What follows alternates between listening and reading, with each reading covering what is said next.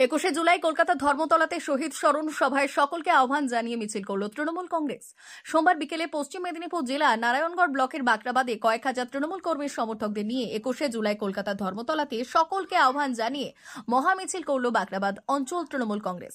এদিনের এই মহামিছিল বাকরাবাদ অঞ্চল পরিক্রমা করে। মিছিল থেকে সর্বস্তরের মানুষকে 21শে জুলাই কলকাতার ধর্মতলায় শহীদ স্মরণ সভায় যোগ দিতে যাওয়ার আহ্বান জানানো হয়। উপস্থিত ছিলেন বাকরাবাদ অঞ্চল তৃণমূল কংগ্রেসের সভাপতি প্রদীপ ঘোড়াই, নারায়ণগড় ব্লক এসসি এবং ওবিসি সেলের সভাপতি সুশান্ত ধল, নারায়ণগড় ব্লকের শিক্ষক নেতা স্বপন মাইতি, তৃণমূল নেতৃত্ব বিমল দে, চন্দন ধল, তরুণ বোস, ভোলানাথ মাইতি সহ অন্যান্যরা।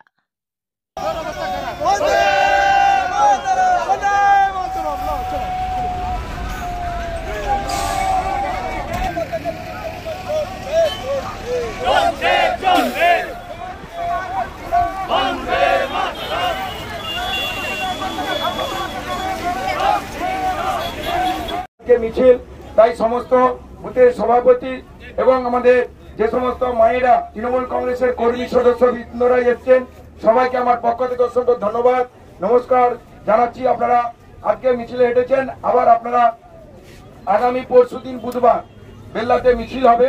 সবাইকে প্রত্যেকটা বুথে একটা দুটো করে গাড়ি নিয়ে যেতে হবে। আমরা মমতা বন্দ্যোপাধ্যায়ের হাতকে শক্ত করতে হবে, সাম্প্রদায়িক শক্তির বিরুদ্ধে লড়াই করতে হবে। সর্বপ্রথম আমি শুভেচ্ছা বার্তা অভিনন্দন জানাবো সমস্ত মা বোনেরা।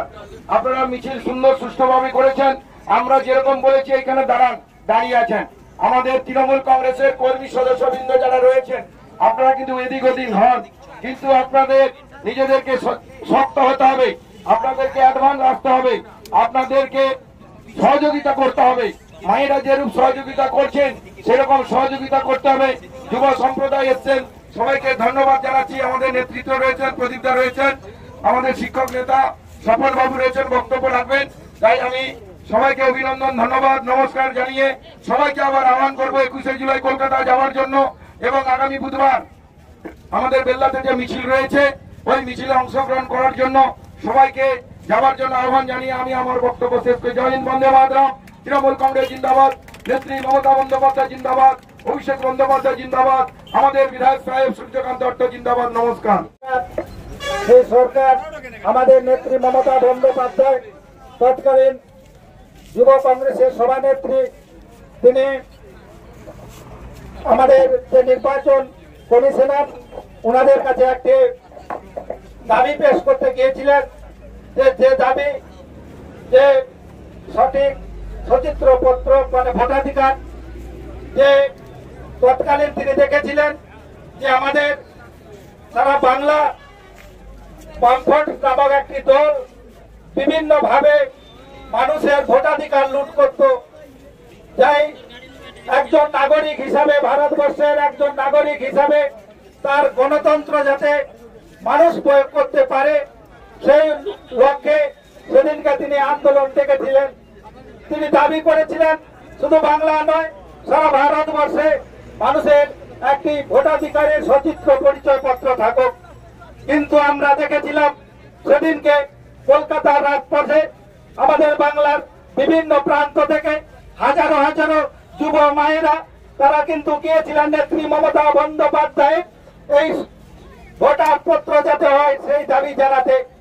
কিন্তু আমরা দেখলাম কি সেদিনকে আমাদের বামফ্রন্ট সরকারের পুলিশ তারা নির্বিচারে তারা আমাদের এই মিছিলের উপর তারা গুলি করলো এবং সেই গুলিতে 13 জন আমাদের কর্মী তারা শহীদ হলো।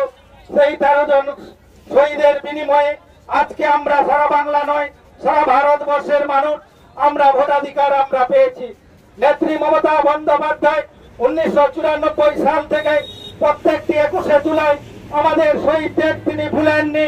তিনি শহীদদের তর্পণ দেওয়ার জন্য প্রতি বছর 21শে জুলাই তিনি ধর্মতলায় শহীদ দিবস পালন করেছিল।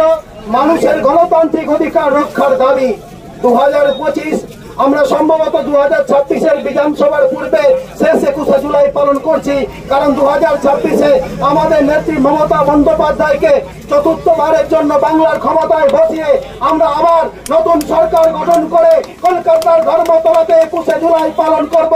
এবং আমাদের এবারের যেটা আন্দোলন, সেই আন্দোলন হচ্ছে সেদিন ছিল no vote, no identify, no vote. আর এখনের যে আন্দোলন, আমরা ভোটার লিস্টে কারচুপি মানব না। কারণ আপনারা জানেন সম্প্রতি দুটো রাজ্যে নির্বাচন হয়েছে, একটা হচ্ছে গুজরাট, একটা দিল্লি, যেখানে বিজেপি সরকার ব্যাপকভাবে বহিরাগত ভোটার ঢুকিয়ে তারা কি করেছে, এই দুটো রাজ্যে ক্ষমতা দখল করেছে। বাংলায় একইভাবে চক্রান্ত করছে এই বিজেপি সরকার। তারা বহিরাগত ভোটার নিয়েছে, ভুতুরে ভোটার ঢুকিয়ে বাংলায় 26-এর নির্বাচনের বৈতরণী পার করার চেষ্টা করবে। আমরা তৃণমূল কংগ্রেসের প্রত্যেকটা কর্মী বুস্তরের বিজেপির এই চক্রান্তকে রুখে দেব এবং সেই সঙ্গে আমরা মুষ্টিবদ্ধ হব। আমরা শপথ গ্রহণ করব প্রতিনিয়ত বাংলা জুড়ে বিজেপি এবং তার দোসররা বাংলা সরকারের বিরুদ্ধে যে চক্রান্ত সংগঠিত করছে সেই চক্রান্তের যোগ্য জবাব দেওয়ার জন্য। অমর অটোমোবাইল এখন আপনার প্রিয় শহর দাঁতনে। ইয়ামাহা কোম্পানির সমস্ত ধরনের মোটর বাইক নিতে আজই চলে আসুন অমর অটোমোবাইলে।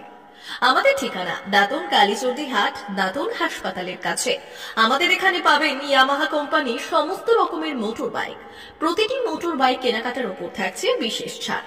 আমাদের ওপর একটি শাখা রয়েছে খাকুরদা ধনেশ্বরপুরে। মোটর বাইক কিনতে আজই চলে আসুন অমর অটোমোবাইলে।